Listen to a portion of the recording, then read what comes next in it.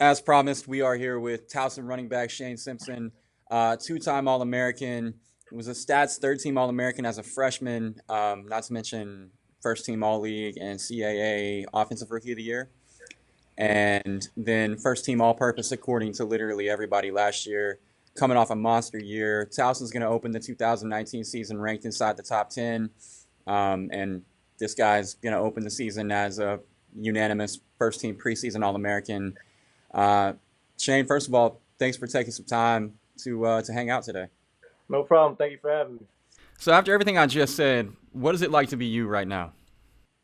Um, I guess pretty cool, but like I don't really live on the past. Like you said, it was 2018, and right now it's 2019, and my step is just looking forward to the season and accomplishing new goals as like individually and as a team. No doubt, and we'll get to your goals individually and as a team, and kind of forecast to the 19 season at Towson. But before we do that, I thought it would be best to take a look back at your career up to this point. You grew up in Easton, which has a blue collar sort of reputation. Best known probably as the home of boxer Larry Holmes. Soon though, it could be better known as the home of Shane Simpson. What was it like growing up in Easton? Funny thing is, I moved to Easton in fourth grade, so I was about like 8 or 9 years old. So like I was relatively new to the area, so I really didn't know what to expect coming in there. But as the years go by and I'm growing up through this, going through the system, you could definitely say like you hit it on the head with the blue collar type football because that's what it is. The Lehigh Valley produced a lot of Division One talent. Even it can even be more as well because we actually do have a lot of great athletes in the area. So like athletes like Kaiser White who plays for the Chargers, Saquon Barkley, everybody knows he went to Whitehall. So and Kevin White as well, he went to Emmaus. So we have some well-known guys from the area, and I would like to add to that. No doubt. You mentioned so you moved there in the fourth grade, and you just rattled off a bunch of guys that that either came alongside you or before you that did some big things from that area. At what point did it occur to you that you had a chance to have a really special football career as well? Um, I would say when I was young, because that's when I first said out like to my parents like mom and dad, my sister was at the table, and I was like out of nowhere I was said I want to play in the NFL. That's what I'm gonna do. And then from that point on, that's how I handle myself, and that's how hard I worked to get to that point. But there was probably I think it was my senior year in high school when it really when it really tapped into me, and that's when I had my big year. Um, and then especially the one game in particular I got to point out is when me and Saquon played against each other, and obviously me and Saquon are real good friends, so we were talking trash to each other before the game, even during the week, like saying I think we were ranked higher than them in the state poll at the time. I think we were two and they were 10 or something like that. And then we were just like, it's gonna be a good game. Can't wait to play and stuff like that. And then after that game, I had 7 touchdowns. He had four, and most importantly, we won the game. So right in that moment, I think that was like, yeah, we can really turn this up. No question. So, so yeah, I mean everything you just said. You set program records for single season rushing yards, single season touchdowns, career receiving yards, career receptions. Did I forget anything else? Okay. So, with all that being said, they whoever 24/7 whoever it is, they give you 3 stars. Pitt doesn't offer you. Penn State's nowhere to be found. Purdue, Wisconsin, they recruit you. They don't offer. Needless to say, the opportunity at Towson's been everything that you could have wanted, and you've obviously maximized that opportunity. But your path to this point, and again, two-time All-American, looking to make it three, looking to make a playoff run now at Towson after getting back to the playoffs this year, and then ultimately hearing your name called next April. No one was really rolling out the red carpet for 16 or 17-year-old Shane. Does that motivate you, feeling like that slight as a teenager now? Yes, it definitely does. Like my path hasn't been easy. Obviously, I went through a lot of adversity with like either injuries or grades not being where it was supposed to be. But that just helped me mold myself into the person and player that I am today. And I'm actually glad it happened, so I can tell either my future kids or future athletes I'll coach after football's done or something like that, and tell them like this is what you got to do. Make sure your grades like your grades are the most important thing, because if you can play, you can play. They're gonna find you, but you need the grades parts to be situated as well. And I that definitely think the adversity and everything that I went through helped me to where I am today, and that's how I carry myself. And that's how hungry I am to get my name called next April. Now, I love how you pointed out what the kids, are going to think when they look up to you, because I think a lot of guys get caught up in their own moment, their own circumstance, their own head, whatever the case might be, and they, feel sorry for themselves, make excuses. This didn't go my way. I would have, I could have, I should have. If this would have happened, and this guy would have saw me, or this teacher would have done this, and you're not that guy. I think, you're obviously a shining example of somebody that used everything that they went through to make them better. But I do think that that's really cool that you want to be that role model, and that poster child for maybe the overlooked athlete that has a lot more potential than some of the larger programs might see. Exactly. And then we have obviously a couple of examples like Khalil Mack only had two offers come out of high school. Yep. Tariq Cohen went to North Carolina A&T, and there's plenty of more guys that went down the path that I went to. So my thing for the kids or people like growing up um, is just to like don't settle for the big name school if they don't come your way. Um, that'll be my biggest thing, because if you can play football, they'll find you. Like they just I forgot what school. Well, I think it was Charleston, the D2 school. DN that has blind out of one eye actually got picked up and drafted this past year, and he had all things stacked against him, obviously being blind in one eye and stuff like that. So, like if you can play, you can play, and they'll find you. No doubt, no doubt. So you mentioned Saquon. Obviously, he played at Whitehall, right next door to Easton, Lehigh Valley Conference rival. But it was you, not Saquon, who was named 2014 Player of the Year by Lehigh Valley Live. Do you draw? I'm sure you do, but you speak to it. Do you draw, some sort of inspiration from just seeing what Saquon has accomplished in his own career? Oh yeah, definitely. Especially like me and him we're good friends, so we like talk throughout college, like either help each other out, like with different moves or something like that, or just ask for advice on certain stuff. So definitely seeing like I called it back in high school. I already knew what he was gonna do, and I didn't know if it was gonna be this early or or anything, but I knew he had all the potential in the world to do so. So I'm very proud of him, and it's just motivating me to even step my game up even more to join him.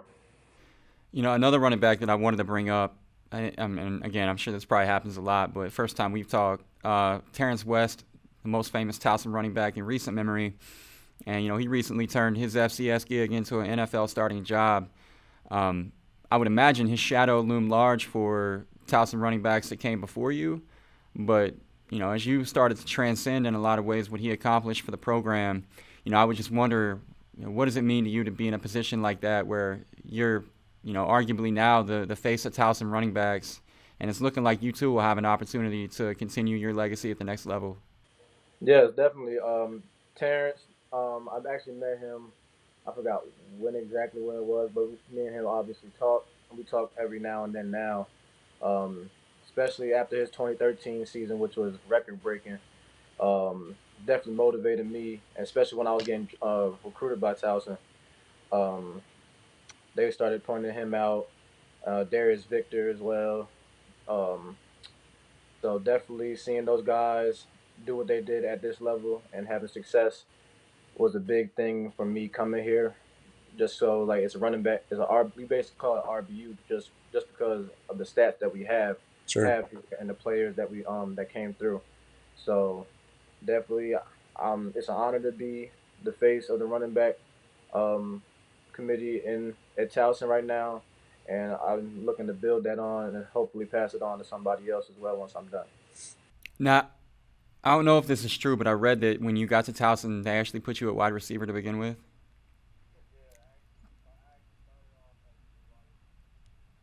Okay, so with that in mind, now knowing that clearly, your ability to catch the ball out of the backfield is going to be valuable. Potentially could even move out into the slot in some formations. And again, I'm thinking next level. I'm not necessarily thinking this fall. But assuming that it's not either of the guys that we already mentioned, is there a player in the league right now that you try to model your game after, or a running back in the league that you look at and you say, yeah, I can do the types of things that he can do? Yeah, I definitely wouldn't model. I really I pick and choose like from different players like what I like. I don't really model just one person. But if I had to pick like certain guys in the league from like the running back, like running, receiving, kick return, punt return, stuff like that, I would say um, LaShawn McCoy, Tariq Cohen, a little bit of Saquon, even though he's bigger, but he's still a shifty back.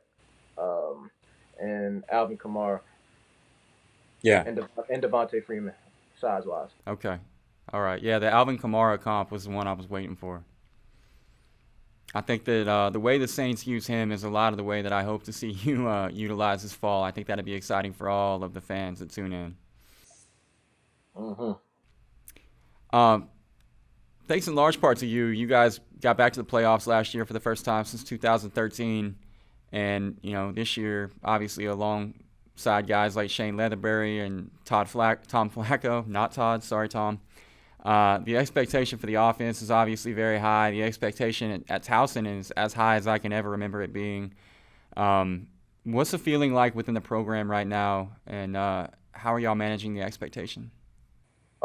It's definitely high. I can definitely say the attitude is high, but there's something different about this group.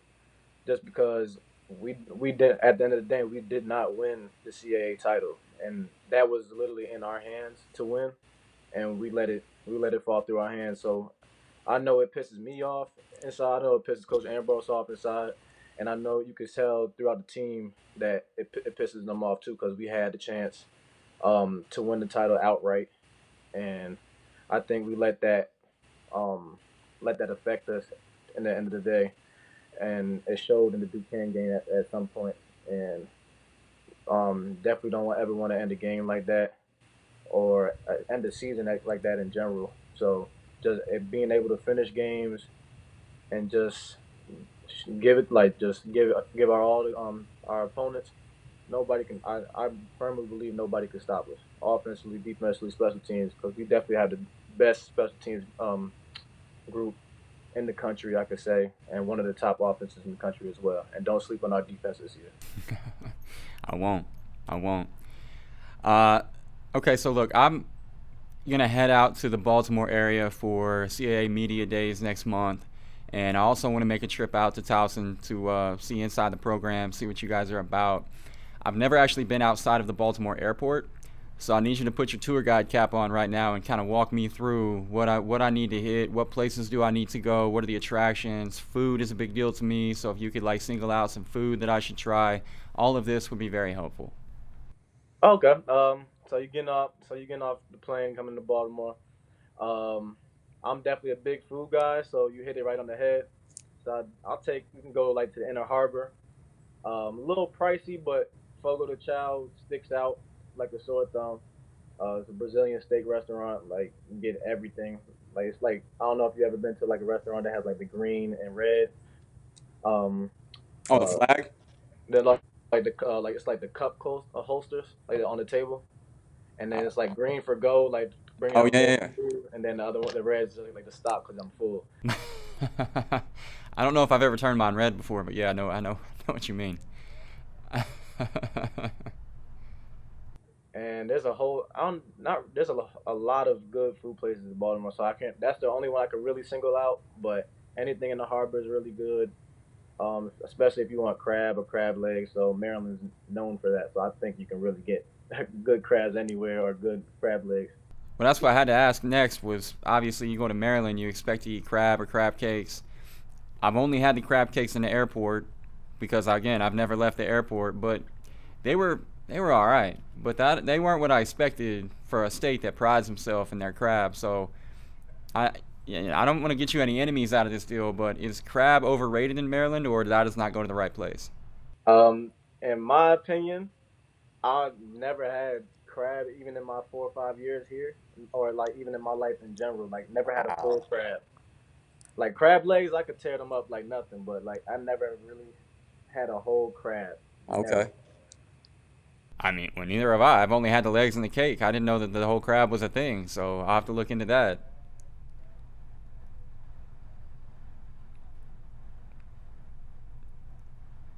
I feel like the crab leg takes a lot of energy. I usually have like some injuries on my hands after I'm done, but it does typically seem like it's worth it. Oh yeah, very good, very good. All right, well, hey, I've had you on the phone now for about 20 minutes, so I'll cut you loose because I know you got plenty going on right now. I appreciate you taking the time to hang out with us today. I'm looking forward to meeting you in person next month, and I'm even more looking forward to watching you this fall. Shane Simpson, Towson running back. Big things coming from this guy. Thanks very much for joining us today, man. Okay, thank you for having me, and see you then.